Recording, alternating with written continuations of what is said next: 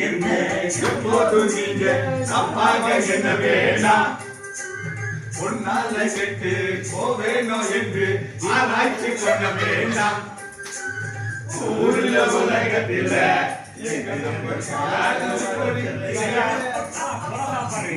மறந்து போச்சு மன்மதலீலையை கண்டவர் உண்டோ உண்டோ இல்ல இல்ல மன்மதலீலையை கண்டவர் உண்டோ மகளில்லாத சென்றி உண்டோ காதல்